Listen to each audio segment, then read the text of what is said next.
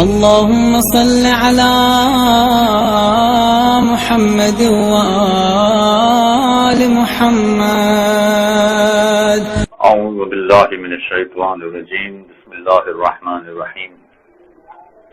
اسلام میں بہت سارے ایسے مقامات ہیں کہ جہاں غریبوں پر خرچ کرنے کے لیے کہا گیا ہے، اور کچھ مقامات ایسے ہیں کہ جہاں پر واجب ہے کہ وہ غریبوں کو دیا جائے.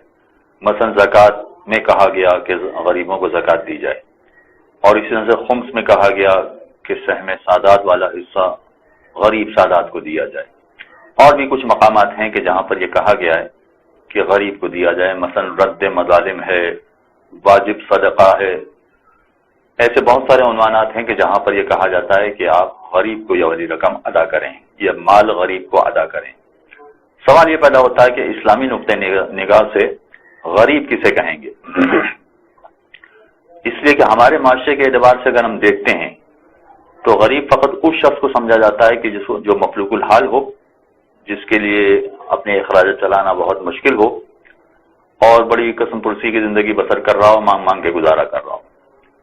اسلامی نقطۂ نگاہ سے ذرا سا فرق ہے، چنانچہ یہ جاننا ضروری ہے کہ اسلامی نقطۂ نگاہ سے غریب کون کہلاتا ہے. غریب وہ شخص ہے، ہر وہ شخص ہے کہ جس کے اخراجات اس کی آمدنی سے زیادہ ہوں. اس کا مطلب یہ ہوا کہ اگر کسی کی آمدنی 5,000 روپے ہے مگر اس کے اخراجات 6,000 روپے ہیں تو یہ شخص غریب ہے. لیکن فقط یہی شخص غریب نہیں ہے، بلکہ اگر کسی کی آمدنی 50,000 روپے ہے اور اس کے اخراجات 60,000 روپے ہیں تو یہ شخص بھی غریب ہے. باوجود اس کے کہ اس کی آمدنی 50,000 روپے ہے مگر اس کے باوجود یہ غریب ہے، اس لیے کہ اس کے اخراجات چلانے کے لیے اسے 60,000 روپے کی ضرورت ہے. اگر کوئی اعتراض کرے کہ صاحب پھر تو ہر آدمی اپنے اخراجات بڑھا لے گا اور غریب بن جائے گا، یہ ایسا وہی کرے گا کہ جو کمزور قسم کا آدمی ہوگا، پست قسم کا آدمی ہوگا، وہ یہ کام کرے گا. اور پھر یہ کہ کوئی ضروری تو نہیں ہے کہ ہر ماہ اسے کوئی نہ کوئی امداد کرنے والا مل جائے. لہذا عام طور پر لوگوں کا طریقہ کار یہ ہوتا ہے کہ جتنی آمدنی ہوتی ہے اتنے اخراجات رکھتے ہیں، اس سے زیادہ اخراجات نہیں رکھتے. لہذا اگر اس کی آمدنی اس کے اخراجات کے برابر ہے تو وہ غریب نہیں ہے، لیکن اگر اس کی آمدنی اس کے اخراجات سے کم ہے تو یہ غریب ہے.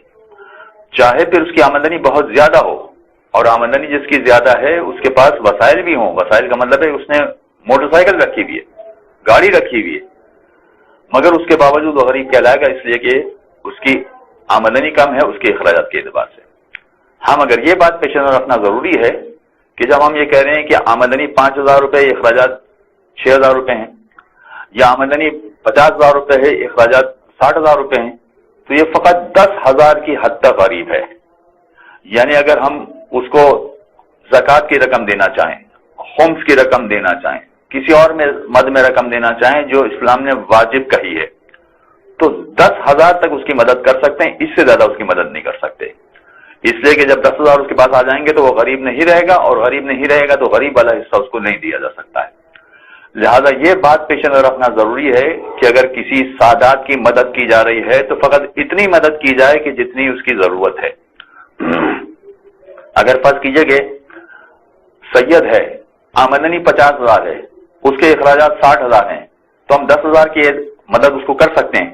لیکن یہ بھی ہو سکتا ہے کہ اتفاقی اس کو ضرورت پڑ جائے، بیٹی کی شادی کرنی ہے، گھر میں علاج کی ضرورت پیش آ گئی ہے، یا کوئی اور مسئلہ ایسا پیش آ گیا ہے تو جس کی وجہ سے اس کو 4 لاکھ 5 لاکھ روپے کی ضرورت پڑ گئی ہے، تو ایسی صورت میں وہ عارضی طور پر 4 لاکھ روپے کا غریب کہلائے گا. لہذا اگر ہم 4 لاکھ روپے 5 لاکھ روپے کی بھی مدد کرنا چاہیں تو کوئی حرج نہیں ہے. وصلی اللہ علی محمد وآلہ. اللهم صل على محمد وآل محمد.